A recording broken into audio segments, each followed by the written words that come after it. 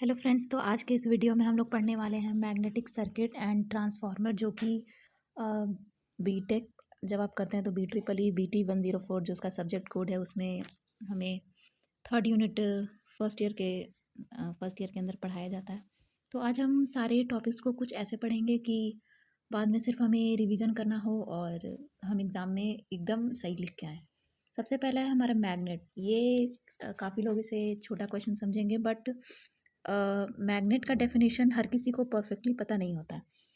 तो मैग्नेट का डेफिनेशन यही है कि जो आयरन पीस या फिर कोबाल्ट, निकल ऐसी चीज़ों को सम कुछ डिस्टेंस पे भी हो तो वहाँ से वो उसको अट्रैक्ट कर ले।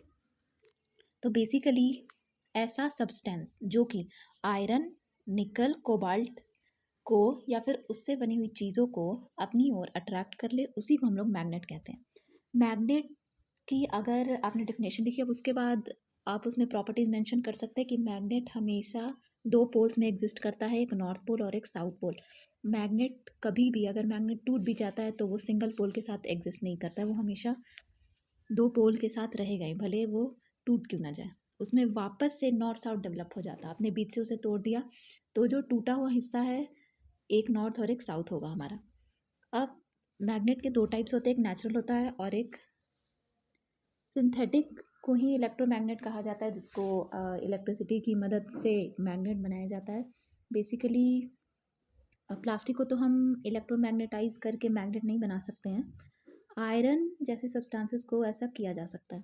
तो नेचुरल जो हमारे नेचर में प्रेजेंट है, जैसे पहले जो मैग्नेट की खोज हुई थी तो मैग्नेट जो हमारे नेचर में प्रेजेंट था उसी से पता चला था कि हाँ, मैग्नेट जैसी कोई सब्सटेंस होता है, तो वो हो गया नेचुरल मैग्नेट। लेकिन आज के ज़माने में बहुत बड़े बड़े मशीन्स में बड़े बड़े मैग्नेट का यूज़ होता है जो कि नेचुरली प्रेजेंट नहीं होता है, उसे सिंथेटिकली बनाया जाता है, इलेक्ट्रोमैग्नेटाइज करके बनाया जाता है। तो उसका अलग प्रोसेस है, उसकी बात हम लोग बाद में करेंगे।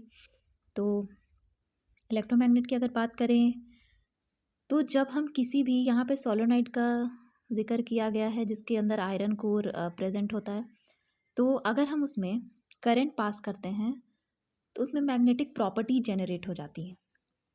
सोलेनॉइड या फिर आयरन की अगर हम बात कर लें तो उसमें जब हम लोग करंट को पास करते हैं तो मैग्नेटिक प्रॉपर्टी जो डेवलप होती है उसके बाद वो मैग्नेटिक बिहेवियर शो करता है। ऐसे मैग्नेट को हम लोग इलेक्ट्रोमैग्नेट बोलते हैं। नेचुरली वो मैग्नेट नहीं था, लेकिन करंट पास करने के बाद उसमें मैग्नेटिक प्रॉपर्टी डेवलप हो गई और वो भले ही कुछ समय के लिए या फिर और किसी प्रोसेस से लंबे समय के लिए वो एक मैग्नेट बन गया।